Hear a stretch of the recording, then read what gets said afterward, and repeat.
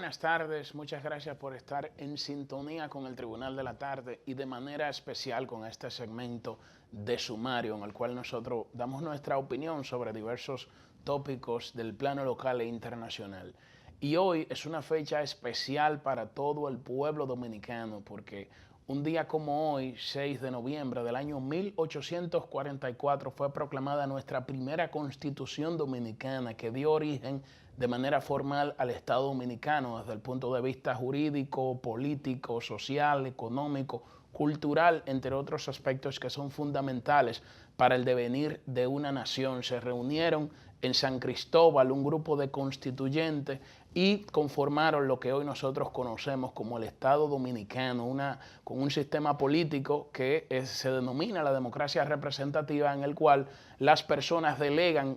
su autoridad o el ejercicio de la autoridad política a través de sus representantes. Un Estado que se constituyó como una república en una constitución que fue inspirada por ideas liberales duartianas, que eran las que en esos momentos eran las ideas vanguardistas y lo que hoy podemos denominar progresistas. Y resulta que esta Constitución Dominicana siempre ha estado en el centro del debate político nacional, porque se dice que nuestra Constitución ha sido reformada en muchas ocasiones. En este caso ha sufrido 39 enmiendas y de esas 39 enmiendas, 32 han versado sobre el tema de la reelección, que parece que nuestro país nunca duerme y siempre se mantiene vivo ese fantasma de la reelección en el Congreso Nacional. Ahora, ¿qué pasa? Que el hecho de que la Constitución se haya modificado en un sinnúmero de ocasiones no significa que nuestro país haya padecido una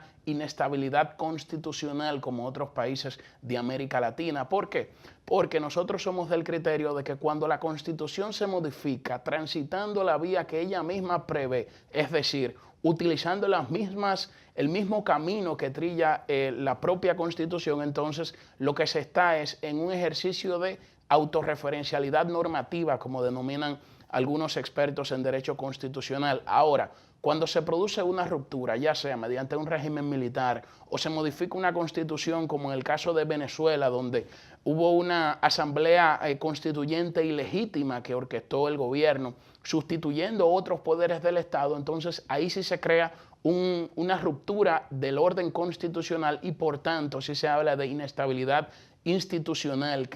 y constitucional, que de inmediato se traduce en inestabilidad institucional y por supuesto genera una crisis y un vacío político. Entonces, en nuestro país, a pesar de que ha habido muchas enmiendas, esto se confunde con el término de reformas, y cuando se habla tanto de reforma hay que tomar en cuenta que una reforma implica una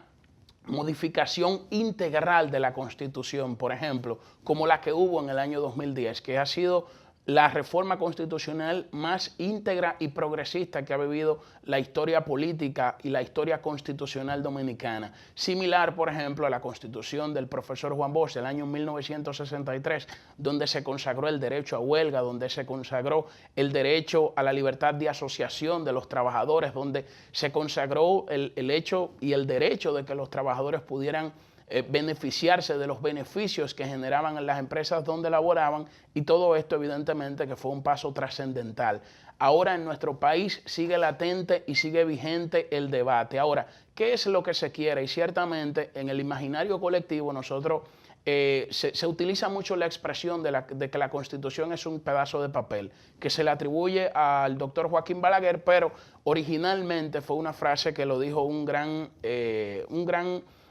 constitucionalista alemán que se llamó Ferdinand Lassalle, y este establecía que la Constitución escrita no es más que la expresión de los factores reales de poder en una determinada sociedad. Y esos factores reales de poder es lo que hoy nosotros podemos denominar los poderes fácticos de una sociedad. Es decir, que cuando se produce una modificación a la Constitución, no solo es la expresión de un determinado grupo de interés o de un determinado grupo político, como erróneamente se piensa, sino que es la expresión y el interés de diversos grupos que inciden de una manera u otra en la sociedad. Ahora, en nuestro país tenemos que parar ciertamente ese eterno debate de querer modificar una constitución para favorecer a un presidente de turno, y esto evidentemente que cuando se hace y se ha hecho en más de 32 ocasiones genera esa debilidad, ¿no?, que siente la gente en el imaginario colectivo, hasta que nosotros no adoptemos un modelo político similar al de los Estados Unidos, que es una democracia representativa en el cual un presidente puede optar por una repostulación y luego jamás volver a presentarse en nuestro país, y maduremos en ese sentido, entendiendo que las instituciones tienen que estar por encima de los hombres, porque los hombres pasan si las instituciones prevalecen, seguiremos en este eterno debate y en el imaginario colectivo seguirá la idea de que la Constitución Dominicana se modifica, que es muy débil y que existe esa inestabilidad porque se modifica cada cierto tiempo. Muchas gracias por estar en sintonía con nosotros.